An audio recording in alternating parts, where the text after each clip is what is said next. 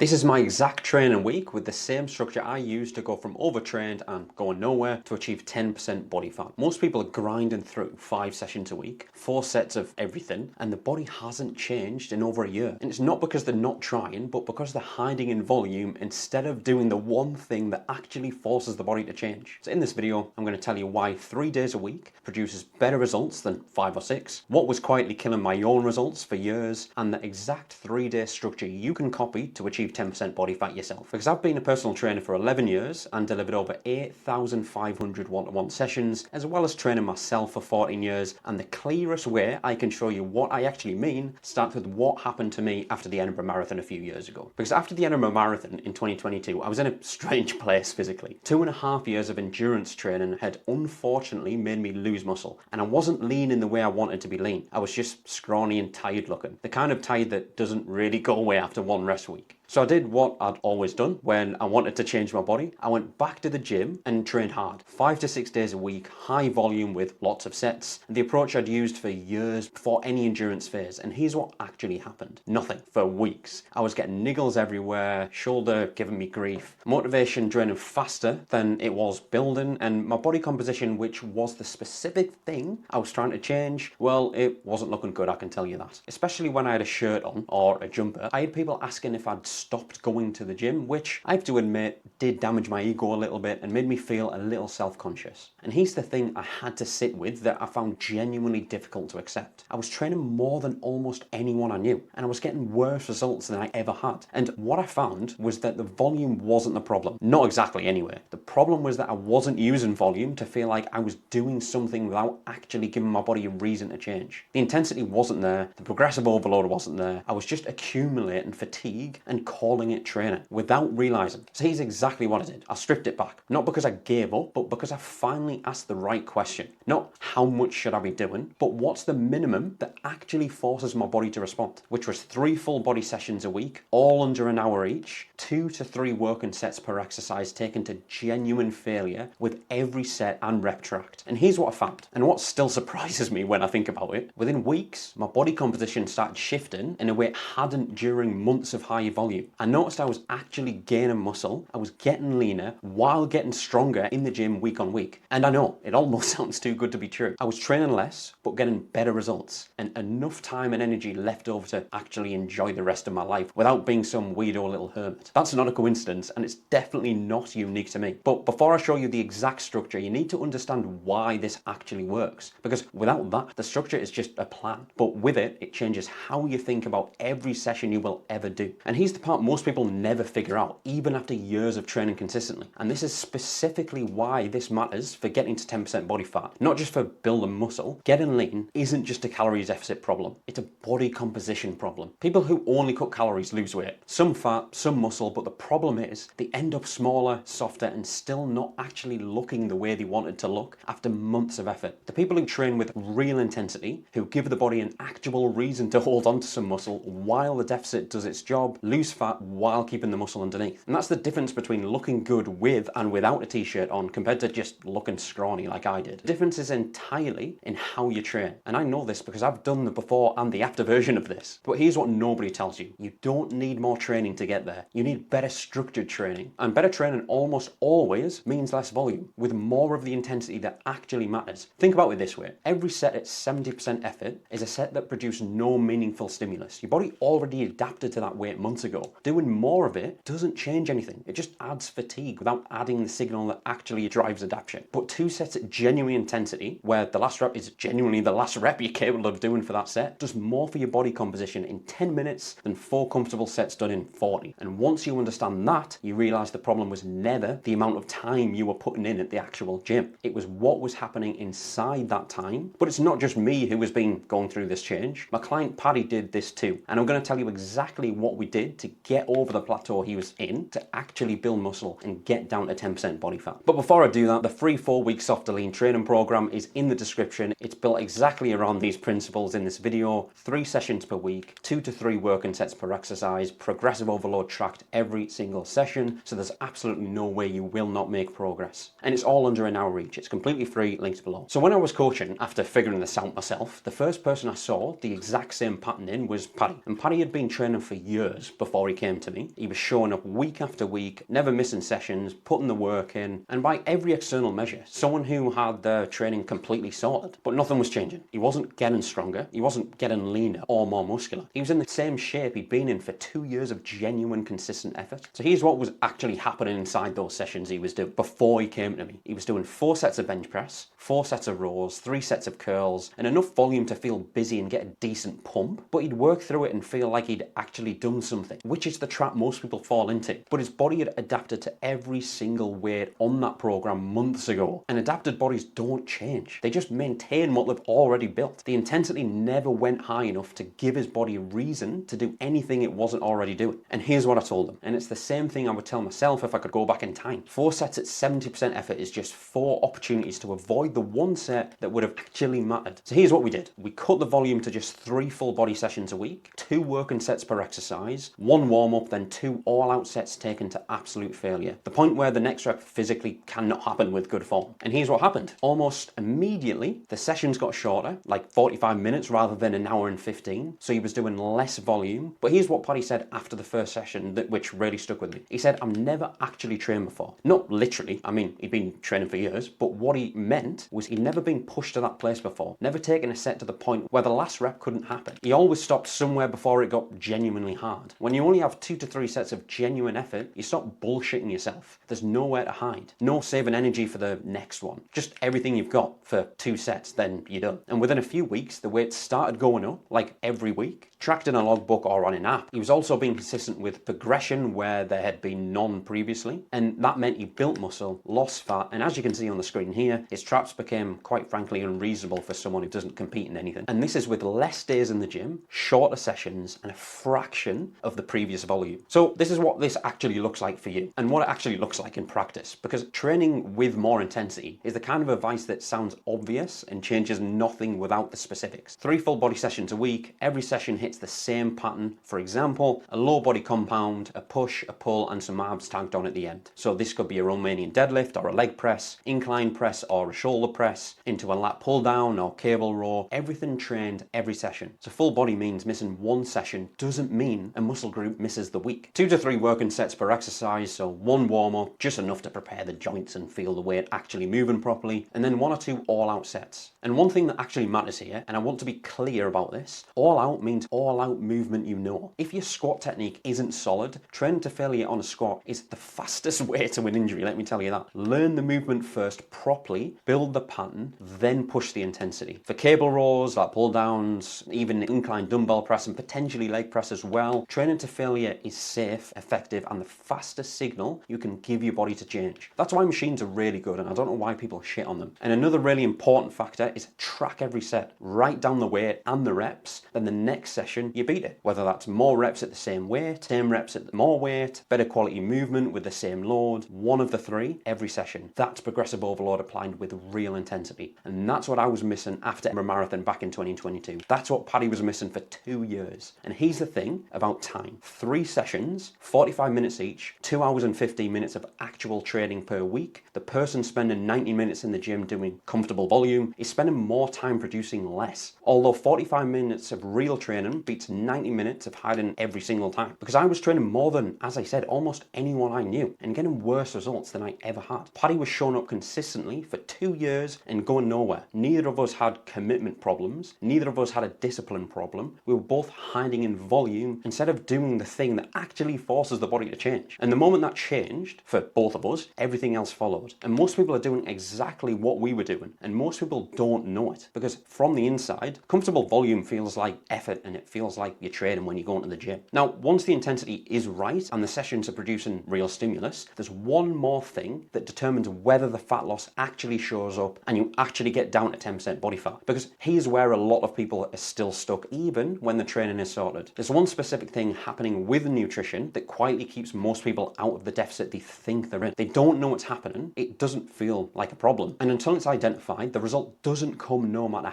how good the training actually is. So I've got a video that covers exactly what it is, so check that out next.